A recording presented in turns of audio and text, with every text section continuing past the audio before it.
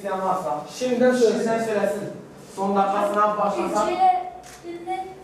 Hocam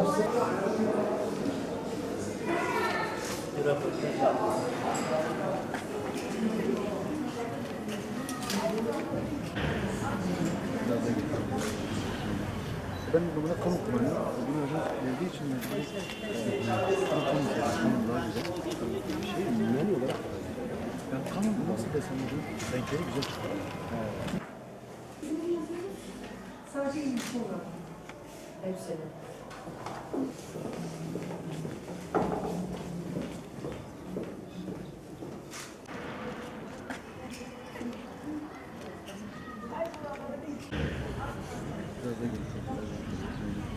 Ben buna kamu kullanıyorum. Bu sene dokuzuncusunu yapmış olduğumuz Onu Oku, Onu Yaşa temalı siyer yarışmamızı elhamdülillah Adana olarak da yaklaşık 15 tane okulumuzda gerçekleştirdik. Bu yarışmadan maksadımız halkımızın sadece öğrencilerin değil, halkın bütününün yani 7'den 77'ye herkesin girebileceği bir sınav.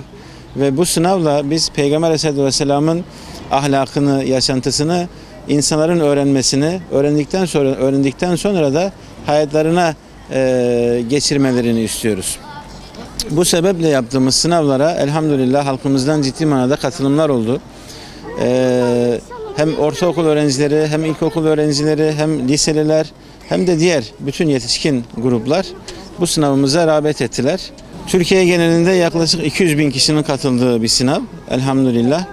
Adana olarak da biz yaklaşık 5 bin kişiyi kaydettik ve bu sınavımıza dahil oldular. İnsanlık onu anlamadıkça, onu yaşamadıkça kesinlikle huzur bulamayacaktır. Çünkü Allah-u Teala Kur'an-ı Kerim'de en güzel örneğin Hz. Peygamber Aleyhisselatü Vesselam olduğunu bize bildirmiştir. Bu minvalde biz de buna inanaraktan Müslümanlar olarak bütün toplumların yani sadece buradaki değil dünyanın her tarafında yaşayan insanların muhakkak surette Efendimiz Aleyhisselatü Vesselam'ı örnek almaları gerektiğini ve bu şekilde huzur bulacaklarına inanıyoruz. Ben Emine Sakıntı, 12 yaşındayım. Bir dakika. Evet, seni tanıyalım. Adın, soyadın? Emine Sakıntı, 12 yaşındayım. Aslında bu sınava girdiğim için çok mutluyum. Peygamber Efendimizin hayatını öğrendim. Hüzünlendiğimiz yerler de oldu, mutlu olduğumuz yerler de oldu. Ben Peygamber Efendimizin hayatını öğrendiğim için çok mutluyum. Bu sınavı yapan için de teşekkür ediyorum. Elhamdülillah çok şükür bu Peygamber sevdalarının düzenlemiş olduğu bu sınav sayesinde her yıl siyer okuyoruz.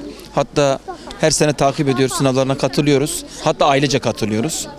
Allah bu sınavı hazırlayanlardan razı olsun. Yani denildiği gibi her türlü kazanılan bir yarışma. Her türlü. Yani ödül önemli değil, Peygamberimizi tanıyoruz. Çünkü tek önderimiz, tek liderimiz Hz. Muhammed sallallahu aleyhi ve sellem'dir. Siyer sınavına katıldım. Çok güzel geçti.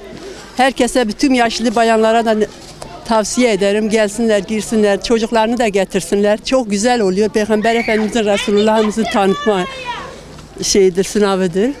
Çok memnunuz. Allah razı olsun. Bunu yapan, bunu uygulayanlarda Allah razı olsun. Heyecan yoktu. Çok güzel geçti. Tabii ki insan heyecanda oluyor yani. Çok güzel geçti. Allah katıldınız? İlk defa katıldım. Bilseydim her sene katılırdım. Herkes, bayanlar, bütün bayanlar gelsin, katılsınlar. Kızlarını, gençlerini getirsin, katılsınlar. Peygamber Efendimiz içindir.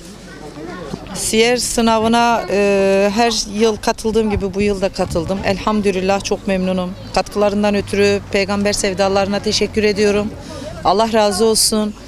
Her yıl bu mutluluğu bize yaşatıyorlar ve ben mahalleden çocuklarla birlikte, onlarla birlikte geldim. Onları da topladım. Onlar da bir heyecan içinde.